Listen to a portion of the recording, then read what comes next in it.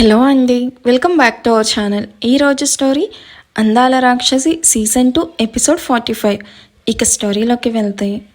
ఆయుష్ గారు ఎలా ఉన్నాను అంటూ థైస్ షో చేస్తూ ఉన్న తన షాట్ని ఇబ్బందిగా కిందకి లాగుతూ నిల్చుకొనున్న ఆశీని చూసి హా అంటూ ఆశీ వైపు చూస్తూ పూల్ నుండి బయటకు వచ్చి ఆశీ ఎదురుగా నిల్చుకొని తన షాట్ని గట్టిగా 2 చేతులతో పట్టుకొని కంగారుగా నిల్చుకొనున్న ఆశీని చూసి చిన్నగా నవ్వి ఎందుకలా లాగుతున్నావు ఆశీ, వదులు, ఇంకా లాగితే ఊడిపోద్ది అని నవ్వాపుకుంటూ ఆశీ చేతులకున్న బ్యాంగిల్స్ అండ్ చెవులకి ఉన్న జుమ్కాలు కూడా తీసి అక్కడే ఉన్న టేబుల్ మీద పెడుతూ బ్లాక్ బీడ్స్ ఉంచి చైన్ కూడా తీసి నీస్ మీద కూర్చొని తన పాదాలు తన థైస్ మీద పెట్టుకొని ఆశీ పాదాలకున్న పట్టేలు కూడా తీసి నడిస్తే ఎక్కడ కందిపోతాయో అన్నంతలా ఉన్న తెల్లటి పాదాలను ప్రేమగా ముద్దాడి ఇప్పుడు పర్ఫెక్ట్ అంటూ క్యూట్ స్మైల్ ఇస్తాడు.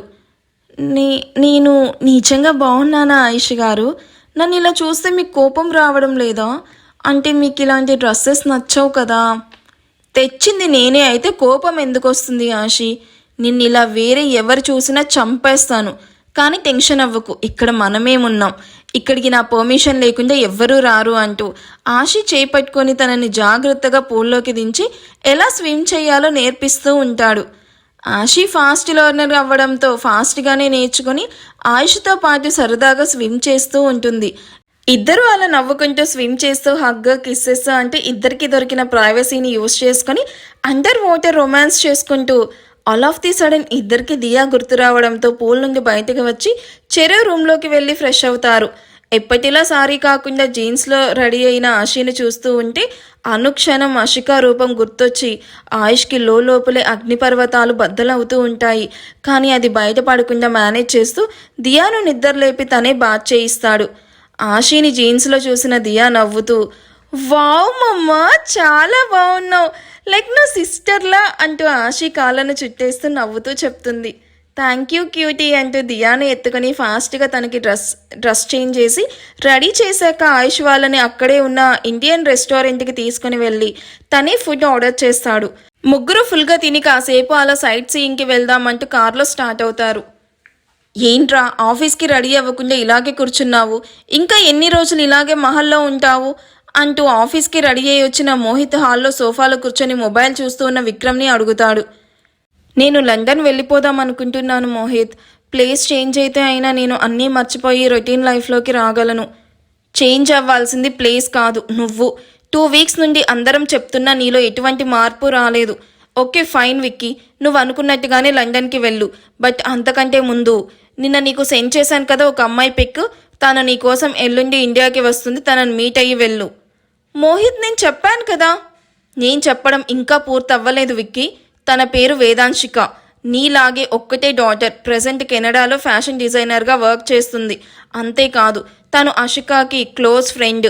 ఆ అమ్మాయి ఫ్యామిలీ బ్యాక్గ్రౌండ్ అంతా భావనే చెక్ చేశాడు, ఎటువంటి రిమార్క్ లేదు. అమ్మాయి కూడా చాలా మంచిది.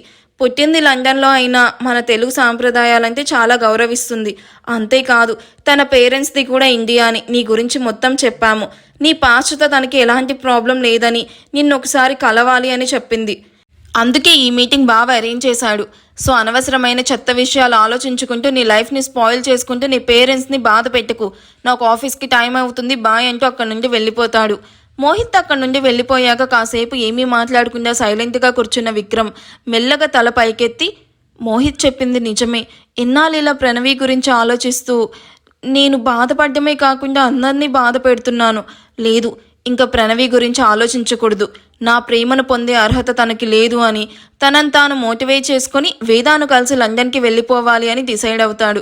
మోహిత్ విక్రమ్ మాట్లాడుకునేది స్టెప్స్ దగ్గర విన్న ప్రణవి హబ్బో, అయ్యగారికి పెళ్లి చేయడానికి ట్రయల్స్ పెద్దగానే జరుగుతున్నాయే అని కన్నింగా నవ్వుకుంటూ నేను ఉండగా మిమ్మల్ని ఎంత ప్రశాంతంగా ఎందుకు ఉండిస్తాను? వీడిని పెళ్లి చేసుకోవడానికి కెనడా నుంచి వస్తున్నావా పాప?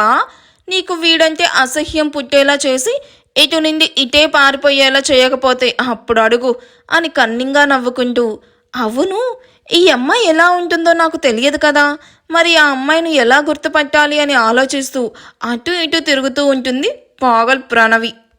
డ్రైవర్ ఇంకా ఎంతసేపు అంటూ అరగంట నుండి కార్ ఇంచు కూడా ట్రాఫిక్ నుండి మూవ్ అవ్వకపోయేసరికి నిషాన్ విసుగ్గా అడుగుతాడు. ట్రాఫిక్ చాలా హెవీగా ఉంది సార్, ఇంచు కూడా కదలడం లేదు అని ఆన్సర్ ఇచ్చి పక్కనున్న వెహికల్ డ్రైవర్తో ఏంటి ఇంతసేపు ట్రాఫిక్, ఏదైనా స్ట్రక్ అయ్యిందా? అలాంటిది ఏమీ లేదు, ఎవరో అమ్మాయి తన స్కూటీకి డాష్ ఇచ్చాడు అని గొడవ చేస్తూ ఉంది. వెహికల్స్ రానివ్వడం లేదు అండ్ ఇక్కడ నుండి పోనివ్వడం లేదు. ఆఖరికి ట్రాఫిక్ కానిస్టేబుల్ మాట కూడా వినడం లేదు. వాళ్ళ మాటలు విన్న నిషాన్ అసహనంగా కార్ దిగి, గొడవ ఏదైనా ఉంటే పక్కకు వెళ్ళి చూసుకోవాలి కానీ ఇలా ట్రాఫిక్ జామ్ అయ్యేలా చేస్తుందా? ఎవరా అమ్మాయి? అసలే నాకు మీటింగ్కి టైం అవుతుంది అని ముందుకు వెళ్ళి చూడగా కార్ ఓనర్తో గొడవ పడుతూ ఆ కార్ ఎక్కి దాన్ని బ్యాలెట్ మీద కూర్చొని రోడ్ అన్న విషయం కూడా మర్చిపోయి బిహేవ్ చేస్తూ ఉన్న అభిని చూసి నిషాన్కి చిర్రెక్కేస్తుంది. ఏ అమ్మాయి, అది కార్ అనుకుంటున్నావా లేక నీ ఇంటి మేడ్ అనుకుంటున్నావా? అలా ఎక్కి తొక్కుతున్నావు, ఫస్ట్ గెట్ డౌన్ అంటూ కోపంగా అరుస్తారు ఆ కార్ ఓనర్. కాంప్రమైజింగ్గా నాకు 2 lakhs ఇవ్వు, అప్పుడు కార్ దిగుతా. అప్పటి వరకు నేను కిందకి దిగను అండ్ నిన్ను ఇక్కడ నుంచి అస్సలు కదలనివ్వను. ఏమ్మా, మీకేమైనా గొడవలుంటే పక్కకు వెళ్ళి చూసుకోండి. నాకు ఆఫీస్కి టైం అవుతుంది అండ్ టైంకి వెళ్ళకపోతే మా బాస్ చంపేస్తాడు. చంపితే చచ్చిపో. వాట్? లేకపోతే ఏంటయ్యా, ఇక్కడ అందమైన అమ్మాయి ప్రాబ్లంలో ఉంది, సాల్వ్ చేద్దామని ఒక్కరైనా ముందుకు వచ్చారా? మాకు టైం అవుతుంది అని పాట పాడిందే పాడుతూ ఉన్నారు. ఎవరో ఒకరు ముందుకు వచ్చి నేను అడిగిన డబ్బు ఇచ్చింటే ఈ పాటికి అందరం వెళ్ళిపోయి ఉండేవాళ్ళం కదా. ఏం టైం మీకేనా, నాకు కావడం లేదా? మీకే కాదు, నాకు చాలా పనులున్నాయి, నేను ఆగడం లేదా? అలాగే మీరు ఆగండి అంటూ ఏం డిసైడ్ అయ్యావు? నేను అడిగిన అమౌంట్ ఇస్తావా లేదా? 2 lakhs అంటే ఇట్స్ టూ మచ్, కావాలంటే 2000 ఇస్తాను. అది మడిచి బ్యాక్ పాకెట్లో పెట్టుకో. హలో బావా. హాయ్ నిష్, ఎక్కడున్నావురా? ఆఫీస్కి రీచ్ అయ్యావా? ఏంటి ఏవేవో వెహికల్ సౌండ్స్ వస్తున్నాయి? ట్రాఫిక్లో ఇరుక్కుపోయాను బావా, 40 minutes అవుతుంది, ఇంకా క్లియర్ అవ్వలేదు అండ్ ఇక్కడ ఏదో గొడవ అవుతుంది, ఎవరా అని వచ్చి చూస్తే నీ పిచ్చి చెల్లి అంటూ అసహనంగా చెప్తాడు. పిచ్చి చెల్లా? యూ మీన్ అభి? ఆ మేడం గారే కార్ డాష్ ఇచ్చిందని గొడవ పెట్టుకుంటుంది అని అరిచి నేను మళ్ళీ కాల్ చేస్తాను అంటూ ఇంకా గొడవ పడుతూ ఉన్న అభి చేపట్టుకొని కిందకి లాగి ఆ కార్ అతన్ని అక్కడి నుంచి పంపించేసి ఆల్మోస్ట్ ట్రాఫిక్ కూడా క్లియర్ చేసి అరుస్తూ ఉన్న అభి వైపు సీరియస్గా చూస్తూ నీ స్కూటీ వస్తుంది కానీ నోరు మూసుకొని పద అంటూ డ్రైవర్తో రిపేర్ చేయించి అభి మేడం కాలేజ్కి తీసుకొని వచ్చాయంటూ అభిని తీసుకుని అక్కడి నుండి కాలేజ్కి స్టార్ట్ అవుతాడు. అభి కోసమే గేట్ దగ్గర వెయిట్ చేస్తూ ఉన్న చేతన్ చెంటగా వచ్చిన ఇద్దరిని చూస్తూ కోపంగా అక్కడి నుంచి వెళ్ళిపోతాడు. అభిను కాలేజ్ దగ్గర డ్రాప్ చేసి తన వైపు చూడకుండా వెళ్ళిపోతున్న నిషాన్ని తిట్టుకుంటూ కాలేజ్లోకి వెళ్ళిన అభికి చేతన్ మొహాన్ని సీరియస్గా పెట్టుకొని కనిపిస్తాడు. ఈ ఎపిసోడ్ ఎలా అనిపించిందో కామెంట్ చేయండి. వీడియో నచ్చితే ప్లీజ్ లైక్ చేసి హైప్ ఇవ్వండి. Thank you for watching. Bye.